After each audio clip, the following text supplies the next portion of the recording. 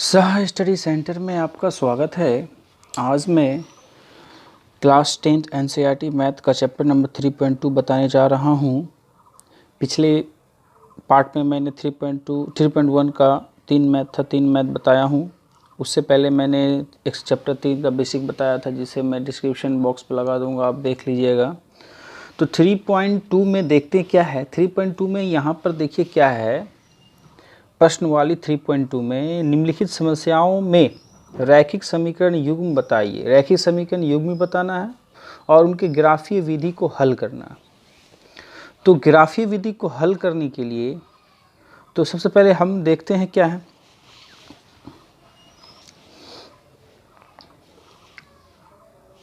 Exercise number 3.2।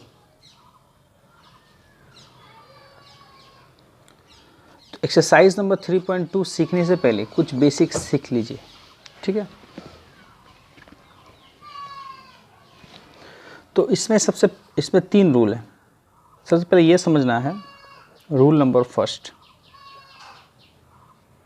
बहुत ही important है, इसको नोट कर लेना है। और समझ में नहीं आए तो कमेंट सेक्शन में आप कमेंट कीजिए कहाँ पर समझ में नहीं आया, ठीक है।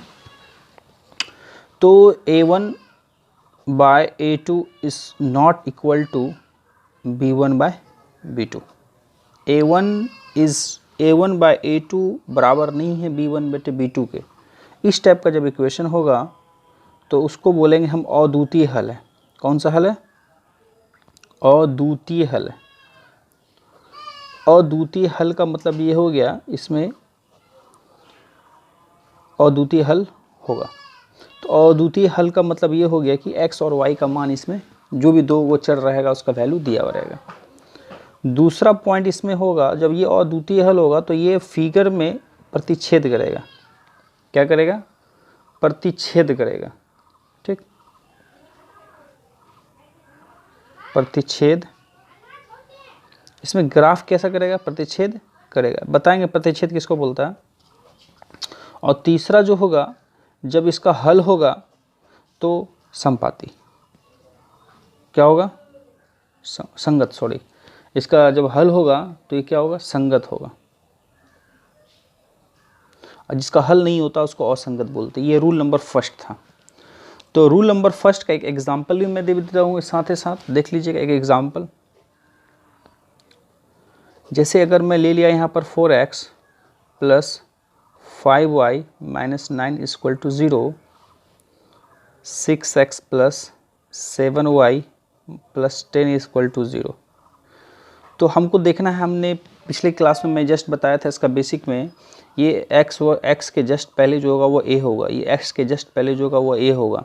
इसका अर्थ ये हुआ, तो ये पहले है तो a1 हो गया, ये a2 हो गया, ये b1 हो गया, ये b2 हो गया, ये c1 हो गया, ये c2 हो गया। ध्यान देना फिर से, x का जो भी गुणांक होगा, x का जो भी कोफिशिएंट होगा वो जो होगा a1 होगा ऊपर वाला, और नीचे वाला a2 होगा। y का जो भी कोफिशिएंट होगा, y का जो भी गुणांक होगा वो b1 होगा, यानी ऊपर वाला b1 तो नीचे वाला b2। और अचर पद का मतलब ये हो गया जहाँ पर चर वाला कोई बात ना हो। 9 अकेला है तो ये अचर हो गया, ये हो गया c, ये हो गया c, तो ऊपर वाला को बोलेंगे c1 और इसको बोलेंगे c2। तो यहाँ पर एक एग्जाम्पल, मैं एग्जाम्पल के रूप में इसको समझा रहा हूँ, ये देख लीजिए।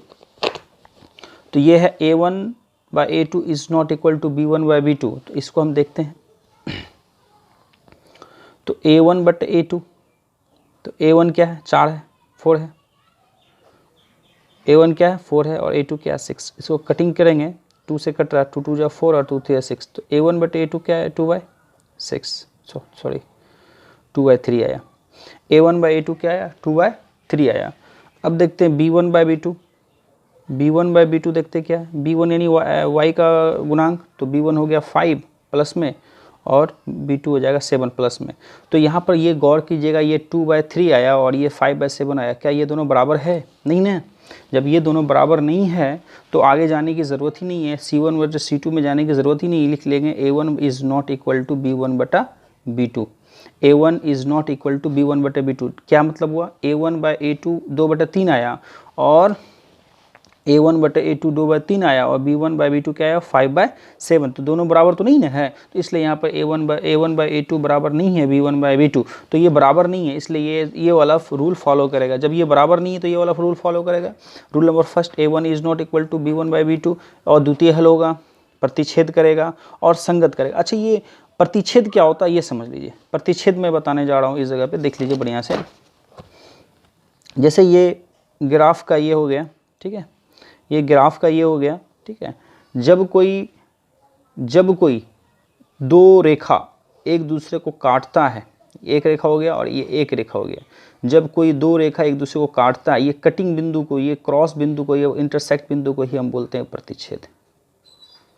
यही हो गया प्रतिच्छेद, ठीक है। और अद्वितीय हल का मतलब ये समझ लीजिए, अद्वितीय हल का मतलब ये हुआ कि अद्वितीय हल का मतलब हो गया, जैसे जो भी चर होगा, दो गो चर है, ये चैप्टर का नाम है दो चर वाले रैखिक समीकरण युग्म।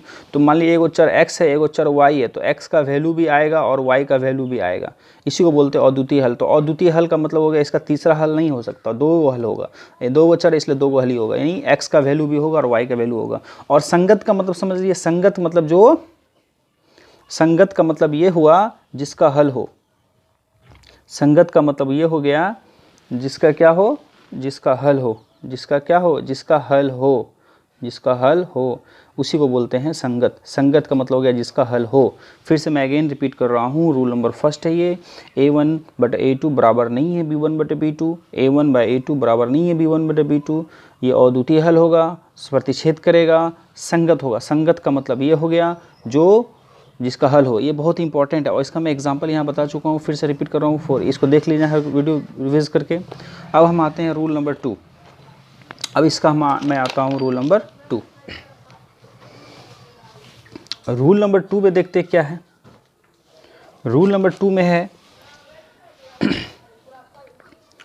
A1/A2 बराबर होगा B1/B2 के और बराबर होगा C1/C2 के। इस टाइप का जब भी आएगा, फिर से मैं रिपीट कर रहा हूँ, A1/A2 बराबर होगा B1/B2 बराबर होगा C1/C2 के। ये तीनों जब एक दूसरे के आपस में बराबर होगा, ये रूल नंबर 2 है, ठीक है, बहुत इंपॉर्टेंट है। इससे 100% गारंटी है कि 5 से 6 मार्क्स रहेगा, यानी 5 मार्क्स इसमें ग्राफ हो गया और 2 से 3 मार्क्स जो इसमें ऑब्जेक्टिव हो गया, ठीक है।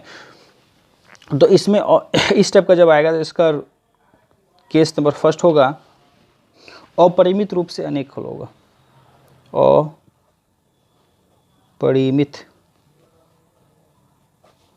अपरिमित रूप से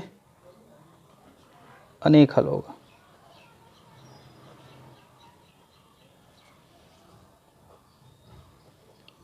जब ये अपरिमित रूप से अनेक हल होगा, इसका दूसरा होगा फिगर जो होगा इसका क्या होगा, समपाती होगा।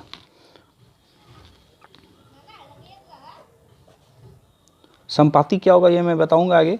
तीसरा होगा जब ये हल है, अनेक हल है, तो हल होगा तो ये संगत होगा। मैं जस्ट बताया संगत का मतलब क्या होता है।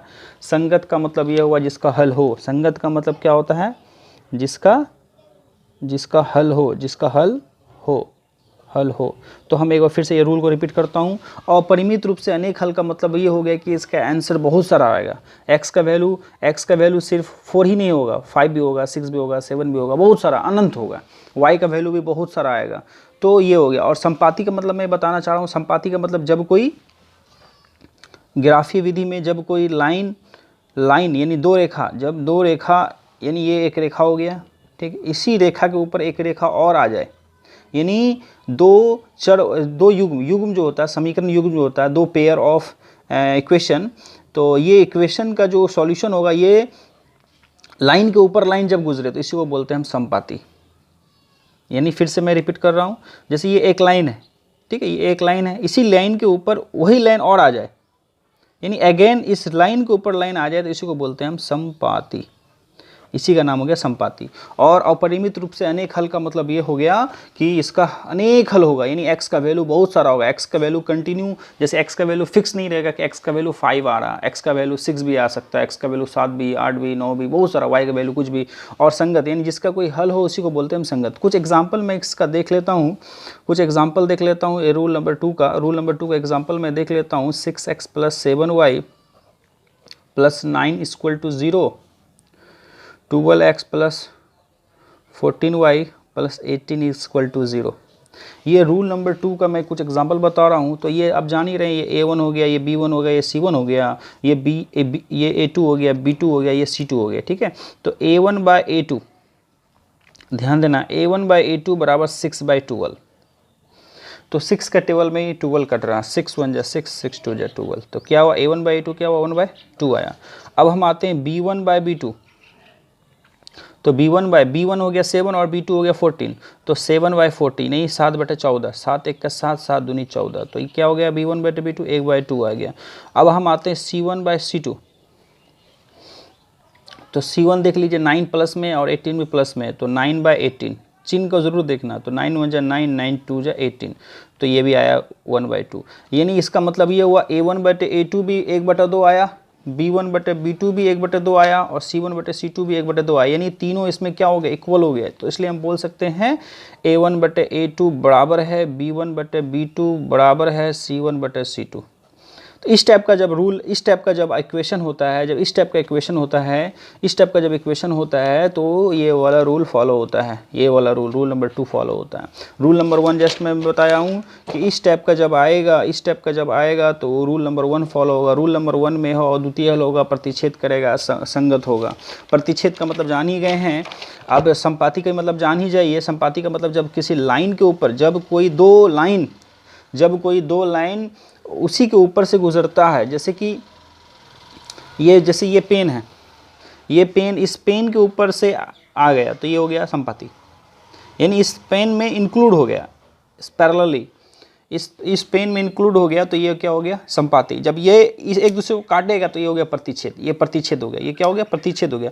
जब ये एक दूसरे को इंक्लूड करेगा तो ये हो गया संपाति, ठीक है। संपाति का मतलब समझ जाइए, और प्रतिच्छेद का मतलब ये एक दूसरे को काटेगा, ठीक है। अब नेक्स्ट रूल आते हैं रूल नंबर 3 में।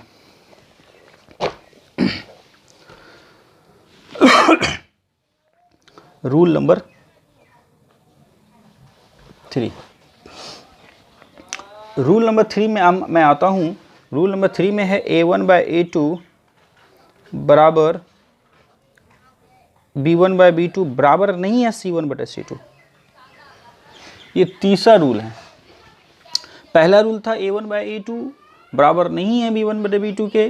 दूसरा रूल होगा A1/A2 बराबर B1/B2 बराबर C1/C2। और तीसरा रूल है A1/A2 बराबर है B1/B2 के, बराबर नहीं है C1/C2 को। तो इसका इस स्टेप का जब आएगा तो इसका पहला केस क्या होगा, कोई हल नहीं होगा, कोई हल नहीं होगा, यानी कोई हल नहीं होगा। दूसरा केस क्या होगा, जब कोई हल नहीं होगा, जब भी कोई हल वाला बात नहीं होगा तो उसका जो रेखा होगा वो समानांतर होगा, समानांतर रेखा होगा, समानांतर होगा। अब समानांतर क्या होता है वो मैं बताना चाह रहा हूँ। जैसे ये पेन है, ये पेन एक ही डायरेक्शन में जा रही है, थोड़ा हट करके, तो ये पैरेलल हो गया। देख लीजिए, आपको नजर आ रहा होगा, ये पैरेलल हो गया, ये पैरेलल हो गया, ये भी पैरेलल हो गया, ये भी पैरेलल हो गया, ये भी पैरेलल हो गया। लेकिन ये एक दूसरे को काटेगा तो ये प्रतिच्छेद हो गया, ये प्रतिच्छेद हो गया। और ये एक दूसरे को चढ़ जाएगा तो ये संपाति हो गया, ठीक है। तो पैरेलल में एक एग्जांपल मैं बताता हूँ। रेलवे की पटरी, रेलवे का पटरी देखें, रेलवे का पटरी का दोनों ट्रैक जो होते हैं, दो ट्रैक के बीच में गैपिंग होता है, वो रेलवे का पटरी क्या हो गया, ये भी एक पैरेलल हो गया। पैरेलल का मतलब इसमें दो रेखा जो होगा वो क्या, समानांतर होगा। ये पैरेलल फिर से मैं बता रहा हूँ, ये पैरेलल हो गया, ठीक है। तीसरा पॉइंट क्या होगा, जब कोई हल नहीं होगा, जब हल नहीं होगा तो ये असंगत होगा। यही एक रूल है जो कि असंगत होगा। क्या होगा, ये असंगत होगा। असंगत का मतलब हो गया जिसका हल ना हो, जिसका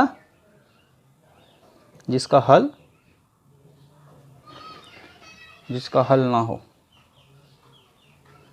समझ आना है, जिसका हल ना हो उसी को बोलते हैं असंगत। तो समझ में आ गया होगा समानांतर कहते हैं। जैसा एक एग्जांपल में समानांतर और बता रहा हूँ, ये लाइन और ये लाइन एक दूसरे को काट नहीं रहा, यही हो गया पैरेलल।